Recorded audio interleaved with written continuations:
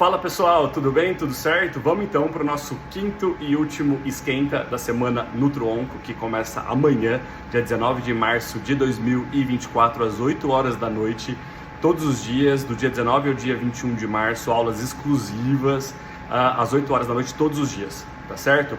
Não deixem de aproveitar, tá muito bacana, conteúdo aí exclusivo que eu tô fazendo para essa semana, já que é a 10ª semana, o 10º evento que a gente faz aí divulgando e atualizando vocês sobre nutrição e nutrologia oncológica. Mas vamos lá.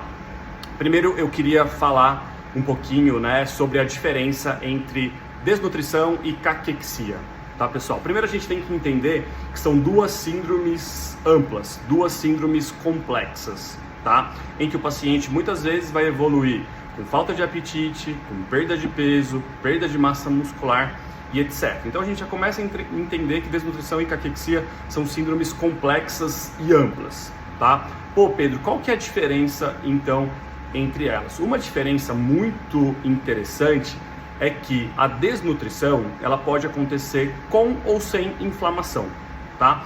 Então eu tenho um paciente que está sem acesso à comida, que ele fez jejum, que ele parou de comer por N motivos, mas que ele não tem nenhuma doença sobrejacente, esse paciente pode evoluir com desnutrição. Uma desnutrição sem inflamação. Diferente da caquexia, que precisa de uma doença sobrejacente. Não existe caquexia primária, tá?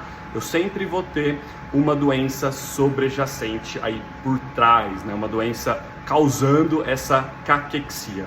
Tá certo? Então essa já é uma diferença bem importante entre elas, mas mais uma vez, são síndromes amplas em que o paciente ele pode ter aí, ele pode evoluir com falta de apetite, perda de peso, perda de massa muscular e etc, tá?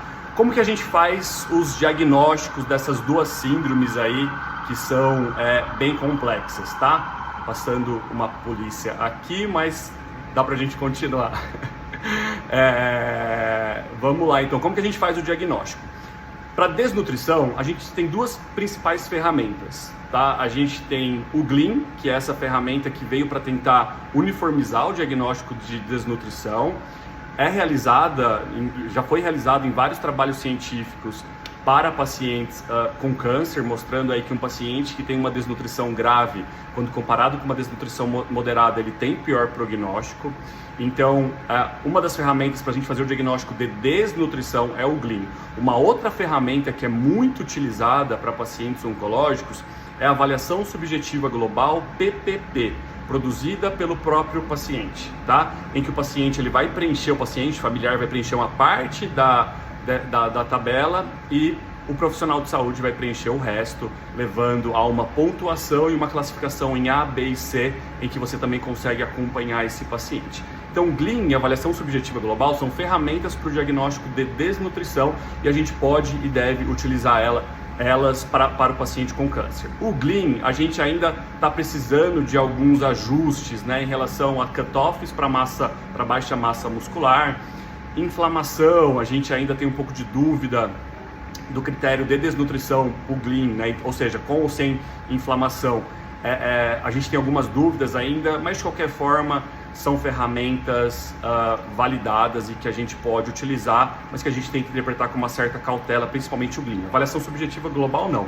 Apesar dela ser mais difícil de preencher, leva um pouco mais de tempo, ela é super estudada, mais antiga e bastante interessante para pacientes com câncer. Bom, então a gente já conseguiu diferenciar aí a diferença, a diferença é boa, A gente já conseguiu ver a diferença aí entre desnutrição e caquexia, tá? Lembrando então que um paciente oncológico, ele pode ter caquexia e também pode ser um paciente desnutrido, tá? Agora, um paciente que não tem inflamação, ele nunca vai ser caquético. Só falando de caquexia, passando aqui muito rápido para o vídeo não ficar muito longo, para a gente fazer o diagnóstico de caquexia no paciente oncológico, não estou falando nem de pré-caquexia, nem de caquexia refratária, vamos falar de caquexia. O paciente ele precisa ter perdido mais do que 5% do seu peso, tá? Ou seja, ele perdeu mais do que 5% do seu peso, tem alteração do apetite já, tem algumas alterações metabólicas ali, tem uma proteína C reativa já um pouco mais alta. Esse paciente já é um paciente caquético. Aqui já é um mind blowing, porque assim, eu não preciso de grandes perdas de pesos para falar que um paciente é caquético. Então percebo que se eu tenho um paciente com IMC de 45 e ele perdeu 5% do seu peso de forma não intencional, já tem uma proteína C reativa mais aumentada e tem uma doença oncológica, por exemplo, esse paciente já é considerado um paciente caquético. Pô, Pedro, mas né, ele não está muito emagrecido, muito desnutrido. Mas por que é importante a gente fazer esses diagnósticos? Uma que são diagnósticos que predizem prognóstico, então a gente precisa fazer. E sempre quando a gente faz um diagnóstico, a gente começa a olhar para para caquexia, para desnutrição, que seja com outros olhos, e a gente começa a pensar no tratamento. Então fazer o diagnóstico é muito importante, tá certo, pessoal? Bom, então vamos lá para baixa massa muscular e sarcopenia. A sarcopenia, ela é uma entidade que pode acontecer com ou sem inflamação, ou seja, existe a sarcopenia primária, a sarcopenia fisiológica, decorrente aí da idade, em que o paciente vai perdendo massa muscular e força muscular, como existe a sarcopenia secundária, que é muito comum em pacientes oncológicos, em que tem a doença ali por trás, levando a essa perda de massa muscular. Quando eu falo em sarcopenia, eu estou olhando para o músculo. Caquexia e desnutrição, síndromes amplas, complexas. Sarcopenia, eu estou olhando e focando mais ali no músculo, tá?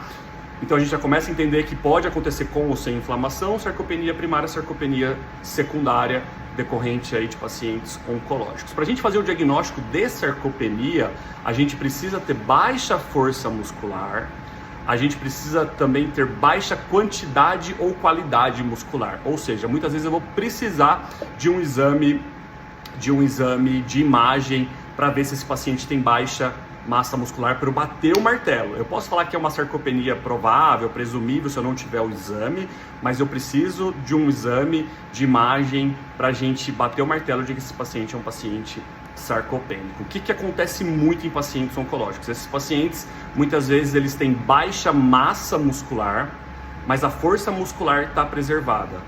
Ou eles têm baixa qualidade muscular e a força muscular desse paciente também está preservada. Ou seja, não é um paciente sarcopênico, mas é um paciente com baixa massa muscular. E ter baixa massa muscular é fator de pior prognóstico para esses pacientes, tá? Então a gente também precisa avaliar a massa muscular desses pacientes, mesmo que eles não tenham perdido tanto peso.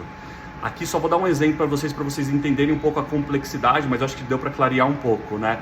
A gente tem pacientes que às vezes perderam menos do que pacientes oncológicos, que perderam menos do que 5% do seu peso, tá? Ou seja, eu não vou falar que esse paciente é um paciente caquético, ele pode ser um paciente pré-caquético, mas ele não é um paciente caquético. Ele não tem critérios ali para a gente falar que esse paciente é um paciente desnutrido, tá? Mas esse paciente, quando a gente faz um exame de uma bioimpedância, uma tomografia, ele tem baixa massa muscular. E esse paciente já precisa de uma intervenção. Tá bom, pessoal? Bom, eu acho que era isso. Eu vou acabar aqui, senão eu fico falando e fica muito longo. Pega esse vídeo, assiste com calma, anota. Eu vou deixar um artigo aqui também como leitura complementar para vocês. E é isso. Espero vocês amanhã para nossa semana NutroOnco. Tá incrível. Não percam. Até porque as aulas elas começam amanhã e vão até quinta-feira somente. Beleza, pessoal? Valeu, beijos e até amanhã.